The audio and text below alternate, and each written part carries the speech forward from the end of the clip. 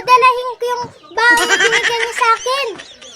Okay, kung ihanda mo ang airplane, ihatid mo si Shira May sa school. Madam, ready na ang airplane niyo. Kung ako ang manalo, bilang kapitan ng ating barangay, mamimigay ako ng toothbrush sa mga walang ngipin. Ay! At ang mga chismosa ay isasabit ko sa pusti para gawing CCTV. Tama yun, madam.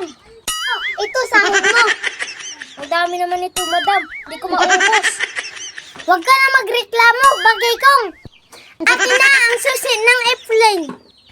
Akin na, kasi magpapaulan ako sa kalangitan ng pera.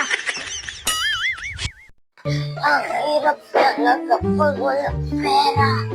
Nakakalaman ka. Teka, pera to. Pera to.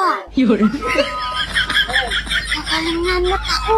Ang linaw na.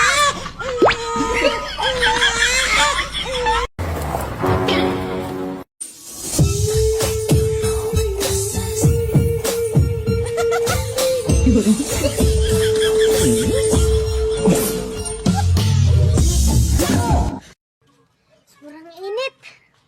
Day, pakiikot nga ng electric fan, Day. Hindi man ganyan, Day. Come on, No, no, no, no.